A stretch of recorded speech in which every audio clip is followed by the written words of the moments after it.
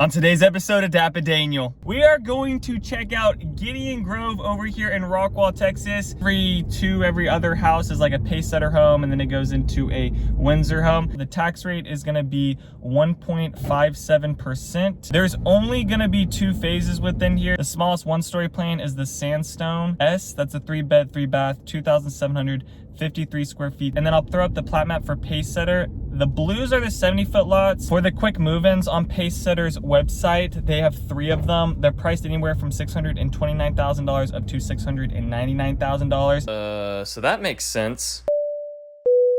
Howdy y'all, welcome back to another video. Today we are going to check out Gideon Grove over here in Rockwall, Texas. Over the past week I've been releasing some other videos over here in Rockwall, trying to get to some of the new construction neighborhoods. This one is going to be a fairly small neighborhood today, so pretty quick video. This is going to be in the same location as Quail Hollow. That's a neighborhood I did a tour of just last week too. So if you're looking at Highland Homes, Pacesetter, Coventry, some of these builders are all located right here off of John King Boulevard. We'll hop into this neighborhood real quick, drive around, show you guys some of the homes. They have built out their phase 1 in here. They're on their phase 2. The builders are going to be Windsor Homes and Pacesetter.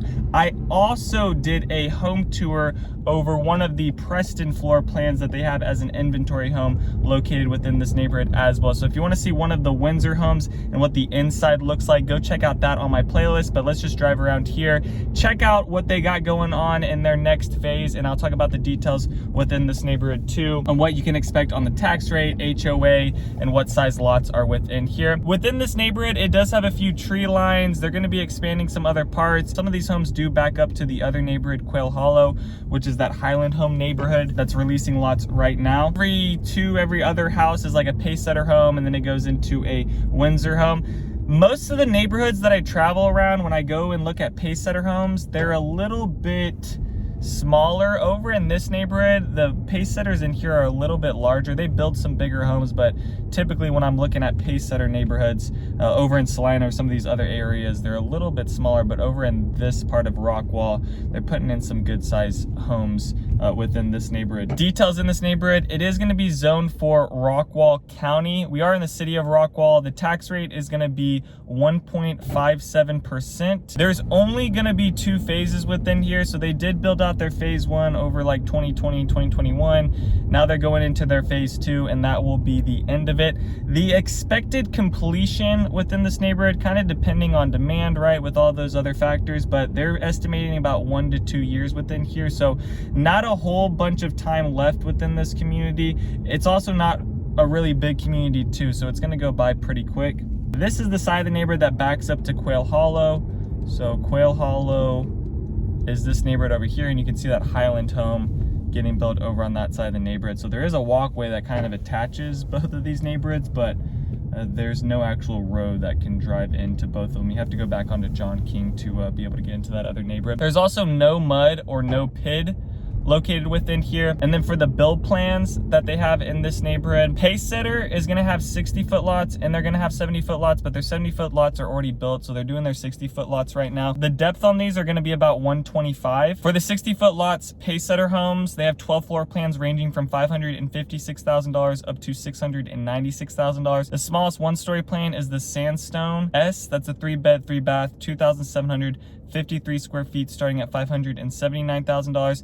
The biggest one-story plan is the Aberdeen 2. That's a 4-bed, 3.5 bath, 3,237 square feet, starting at $646,000. The smallest 2-story is the San Martino 2 plan. That's a 3-bed, 2-bath, 2,771 square feet, starting at $569,000. And then the biggest 2-story is the Homestead 4-bed, 4.5 bath, 3,633 square feet, starting at $696,000. Comparing that with Windsor homes, Windsor has 60-foot lots in here too, but they only have 7 floor plans ranging from $579,000 to $721,000. The smallest 1-story is the Sterling. That's a 3-bed, 2.5 bath, 2,484 square feet, starting at $579,000. The biggest 1-story plan is the Jordan. That's a 4-bed, 3.5 bath, 2,713 square feet, starting at $601,000. The smallest 2-story plan is the Sutton. That's a 4-bed, 3 full, 2 half bath, 2,972 square feet, starting at $652,000. And then the biggest 2-story plan is the Portsmouth. That's a 4-bed, bed, 3 full bath, 2 half bath, 3,992 square feet, starting at $721,000. Windsor homes are going to be a little bit higher, but I also feel like Windsor homes are a little bit nicer quality within them. Pace setters, fine and dandy, but I do like the Windsor homes a little bit better on kind of what their floor plans are and what their finishes are. The curb appeal on all these homes has been really nice in here. I do like how all these homes look. And then I'll throw up the plat map for pace setter. The blues are the 70-foot lots for their phase 1, and the reds are the 60-foot lots. And then on there, it shows I and V. That's the inventory homes. And then the lot premiums in here are ranging anywhere from 0 to 15K, depending on if it's oversized, if it's north facing, and also if there's no neighbor behind you. So that's kind of the range on there. And then here's the plat map for Windsor homes.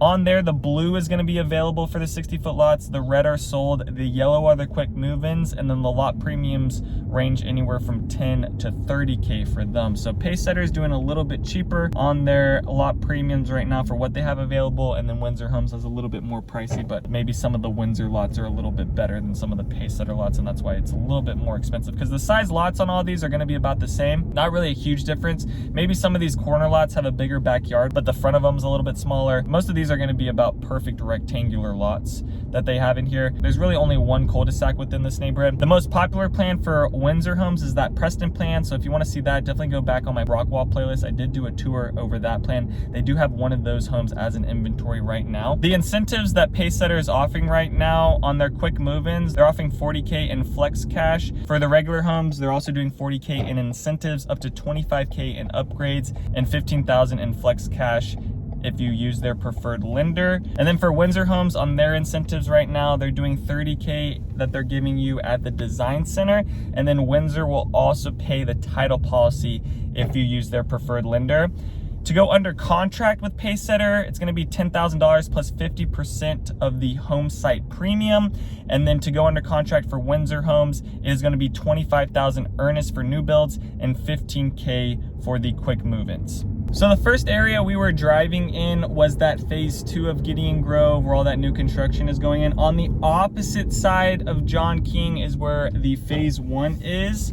And this should give you a pretty good idea on what all the homes look like over there. I know over in that phase 2, some of those lots were still empty, but here's some of the other Pacesetter and Windsor homes in here. And it looks like some of these homes also back up to some tree lines with some privacy. This family decided to go with the red brick. Looks like everyone else is going with like tan, stone, or white. It doesn't look like anyone's painting their brick in here, so they might not be offering that. Over in the Saddle Star Estates neighborhood, Highland Homes is allowing you to paint the brick, but it looks like right now in this neighborhood, none of these homes are doing actually painting the brick with these builders for this neighborhood. And also still no alleyways with this new construction neighborhood. All the neighborhoods around here are kind of built the same, where they're doing 60s, 70s, and about 125 depth. Maybe a little bit more or a little bit less, just kind of depending on where you are located within the neighborhood. You can see behind these homes here are some big trees, but the backyards are going to be pretty tight. And then we'll hop back to phase 2, and I'll keep talking about some of the other things within this community. There is also a park, actually. Let me go by that real quick. Oops, hold on. Let's see if we can go find that. Actually, let me go back out here. I'm getting confused now. There it is. All right, hold on, let's see this park. So this is the amenity that you're gonna get, but you're not gonna get the pool. But you get this one little blue and green park right there. So that's a bit sad. At least you get a park, I guess, something over on this phase 1. So hopefully they bring something like that to the phase 2. There's also going to be no on-site elementary school within here. The school district that this is zoned for is Rockwall ISD. That's going to be Ham Elementary, Williams Middle School, and Rockwall High School.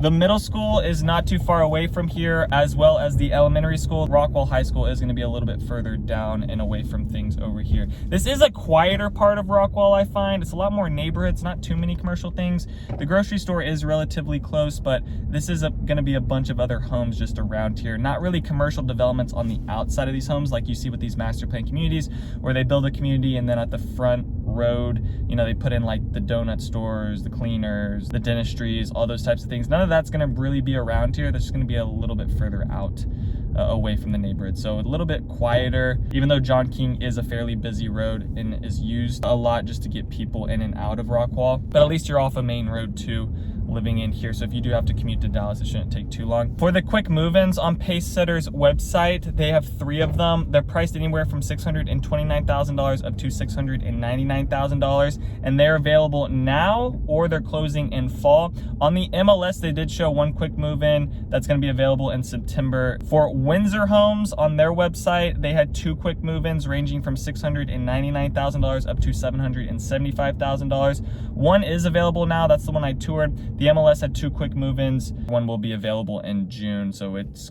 coming up here soon. The commute out of here down to Dallas is going to be 37 minutes. The DFW airport is going to be 51 minutes. Fort Worth is going to be 1 hour and 10 minutes. Frisco is about 40 minutes.